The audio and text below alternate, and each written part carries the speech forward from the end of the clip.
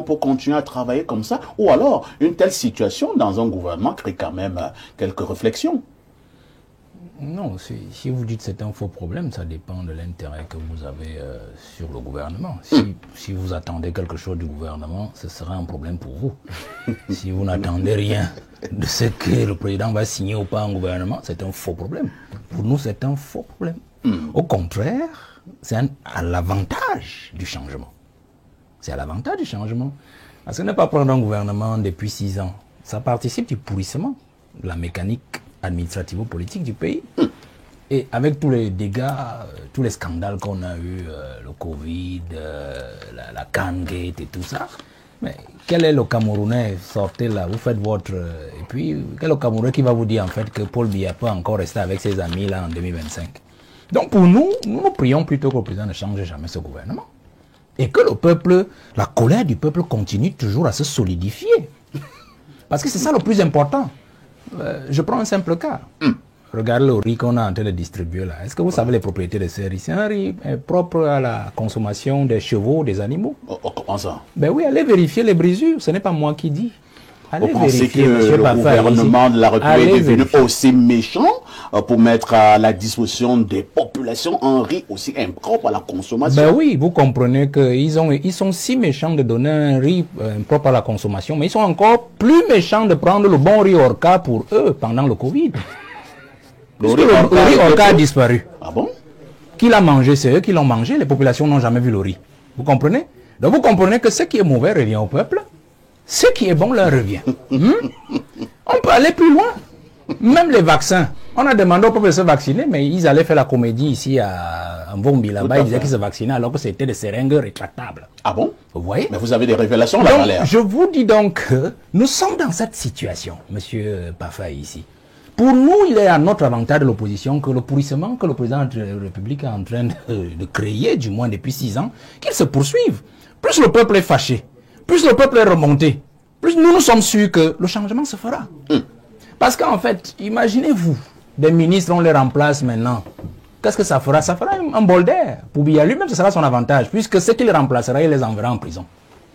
Et le peuple, lui qui attend le sang, va passer le temps à fêter une autre distraction qui va en fait embrouiller le jeu du changement de 2025. Alors, je sors de ce point pour aller sur un autre. Pour vous dire une chose, c'est que ce que le président de la République est en train de faire, moi je le dis, puisque je vois au fond de votre argument, du moins de votre question, c'est à quand le gouvernement? En fait, c'est ça la question. On devait justement en parler. Oui, non, je l'ai vu en fond, c'est pour ça que j'y touche. C'est pour ça que j'y touche. Pour dire en fait ceci, Biya est en train de tirer encore plus solide et plus dur sur la corde, parce qu'il aime jouer sur les limites.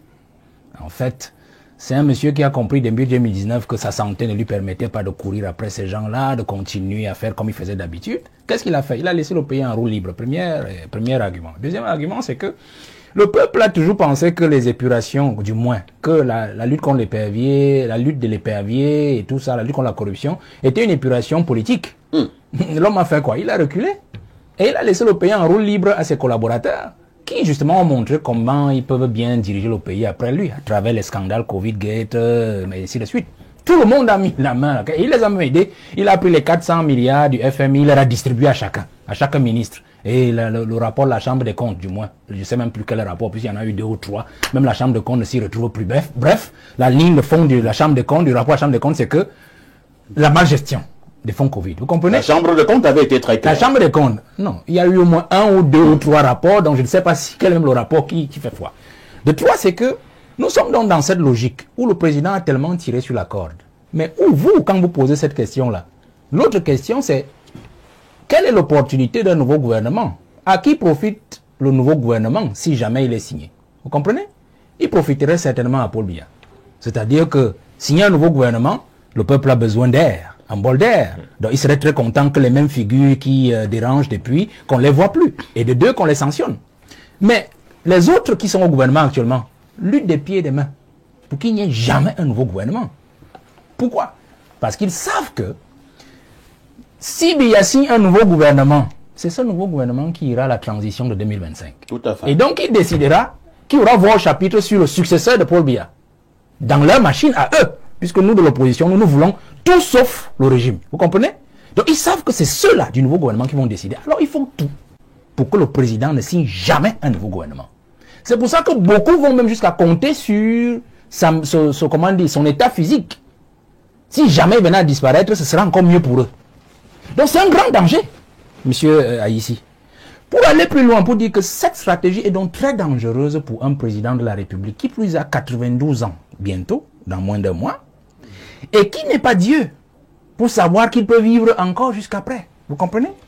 Sauf que le président est en danger tant qu'il ne prend pas un nouveau gouvernement. S'il ne prend pas un nouveau gouvernement avant le 21, monsieur Aïssi, je dis au peuple camerounais que nous devons nous resserrer pour nous assurer effectivement que ce pays n'aille pas à volo. Parce que ces gens qui ne veulent pas qu'il prenne un nouveau gouvernement sont encore recalés, réfrénés par un seul élément. C'est la sortie du président. Le président doit sortir, le peuple doit le voir le 31 décembre de chaque année, le discours à la nation. Le peuple doit le voir le 10 février, le discours à la jeunesse. Le peuple doit aussi le voir le 20 mai. La parade pour la fête de l'unité. Après cela, le peuple n'est plus obligé de le voir, puisqu'on attend encore l'autre 31 décembre. Entre-temps, les élections seront passées. Entre-temps, il devra avoir convoqué le corps électoral. Nous savons que ces signatures sont désormais scannées. On a les directeurs généraux partout. Donc, on n'a même plus besoin. Ils n'ont même plus besoin de Paul Biya. Donc, je vais donc vous dire une chose, c'est que le président se met en danger dès le 21 mai. Parce que ils savent pertinemment que son parti à lui, personne ne peut l'utiliser, même si Biya venait à fermer les yeux pour aller aux élections. Ils savent. Parce que les modalités de mise en route de cette machine politique sont annihilées complètement au vu du fait que les dispositions sont complètement anesthésiées et les membres même qui sont censés même redonner vitalité à ce parti-là sont désormais partis, à patresse. Vous comprenez? Donc, à l'état actuel, même si Biya venait à fermer les yeux, personne ne peut utiliser le RDPC pour aller aux élections. Par contre, ils peuvent aller chercher d'autres partis, notamment dans l'opposition, parmi les 18 que vous avez cités. Voilà, qu'ils ont publié, pour chacun prendre un parti avec ses milliards et être candidat. Vous comprenez? Ça veut dire que s'il n'y en a plus là, le RDPC, ce n'est pas un problème pour eux. Ils peuvent acheter chacun un parti et s'en aller. Donc, ils n'ont plus besoin de lui après le 21 mai. Parce que le peuple ne sera plus en même de demander où est Paul Biya, puisqu'on sait que Biya n'a plus obligation de sortir. Il peut même scanner sa signature et convoquer le corps électoral pour que le parti de mon aîné Sim et nous, on aille s'embrouiller pour l'élection présidentielle. Vous comprenez? Donc, c'est cela que, quand vous posez cette question, le fond de la question, c'est quel danger le peuple camerounais encourt lorsque Biya ne change pas cette classe politique qui ferait plus de mal encore au peuple camerounais dans cette année 2025 où nous attendons le changement. Et la prière, et je dis toujours aux jeunes, parce qu'on a beau me taxer de tout ce que je dis, nous usons de la ruse et de l'intelligence. Les jeunes, je vous le redis encore, nous devons nous battre pour que Biya aille à ces élections-là. Qu'il ne meure pas, qu'il aille à ces élections-là et qu'il soit battu à plate couture sur tapis vert. Parce que c'est cela, en fait, qui fera notre changement. Tant mieux. Je sors par là, le 31 décembre, et c'est mon interprétation à moi, et je sais ce que je ressens à moi. Biya nous a dit au revoir. Il nous a dit au revoir depuis le 6 novembre, le discours du 6 novembre. Ce septennat sera le plus important. Et il a recommencé le discours du 31 décembre dernier en disant « Je vous avais dit que ce septennat serait le plus important. » Relisez la première phrase de son discours. Il est en train de partir, il dit au revoir au peuple et à sa jeunesse. Ce qu'il fait donc à travers donc les morts qui ne changent pas dans son gouvernement, il est en train de partir avec eux tous. Ils ont compris cela. Parce qu'en fait, ils savent que Biya parti. Et la classe dirigeante, et la classe de la vieille opposition qui dérange aujourd'hui, partiront tous. Quand ils auront fini de frauder, nous irons dans les bureaux de vote avec nos amis du MRC et des autres partis. On va surveiller notre vote. Les gens de l'ECAM là, ils ont leur maison partout, ils ont des familles au Cameroun. Ils iront vivre au paradis. Mais ce sont des menaces. Non, ils doivent aller vivre au paradis. Quand ils auront proclamé les résultats, ceux d'en haut là, la cour sur quoi là, vous appelez ça, le conseil constitutionnel, oui. Ils sont des Camerounais, non? Ils vont vivre au paradis. Ils vont nous dire si le résultat qu'ils s'apprêtent à proclamer et qui n'est pas celui du peuple du changement convient aussi à leur progéniture, à leurs arrière-petits-enfants. Parce qu'en fait, c'est ça que nous sommes en train de dire aujourd'hui. Vous avez parlé de Paul Biya, oui. Son gouvernement. Ça nous laisse à 37. Vous connaissez mon discours depuis 6 ans. Mon discours, c'est de dire à Paul Biya, changez votre équipe. Le peuple a soif du changement. Le peuple veut sentir que vous méritez l'élection, qu'il vous a encore donné une fois de plus. On ne peut pas penser que c'était une fois de trop en 2018. Gardez des individus dont vous-même vous avez traité de criminels économiques en 2008. Vous avez cité une partie de son discours avec l'inertie de 2006. De bandits à col blanc. d'apprentis sorciers.